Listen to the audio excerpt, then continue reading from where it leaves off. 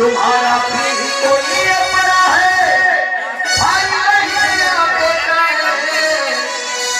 मैं तेरा भागा माँ के नाम के बिना, मेरा तो किस्मत मुझसे रूठा है। दया करो, दया करो, दया करो।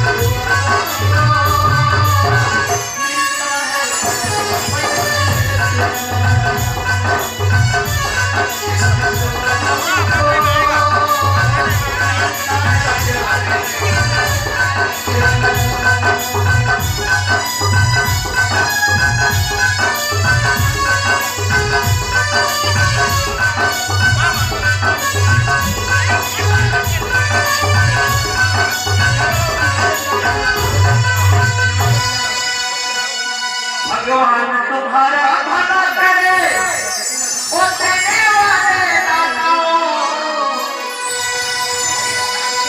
भगवान तुम्हारा भला करे, ओ देने वाले दाताओं। न आए तुम्हारे आंसू, ओ मेरे दिल में साथियों। मेरे दिल से दुआ है, ऐसा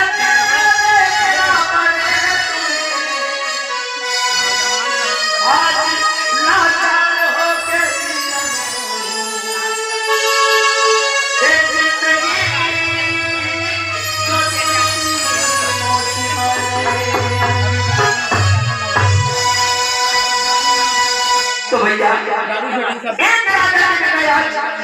कभी कभी भिखारी बन के भीख मांग करके जीवन से गुजारा कर रहे हैं। ऐसे स्थितियों के जीवन में ऐसे पल ऐसे क्षण आ रहे हैं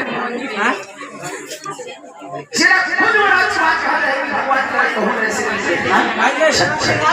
एक राजा का बेटा भिखारी बन के भीख मांग करके जिया थे ऐसे ऐसे तीन मौसम के एक किस्मत के खेत था या मौसी मासी दोस्त चाहे जो भी हो कुछ तो किस्मत के लिए भैया।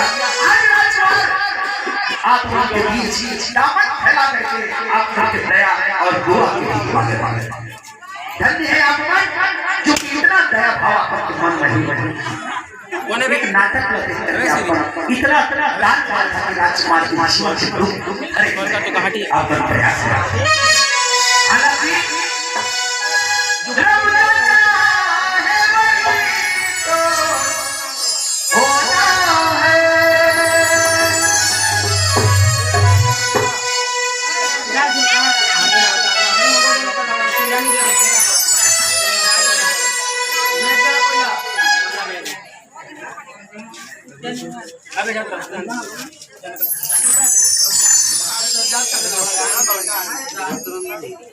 हाँ हाँ हाँ बेला उड़त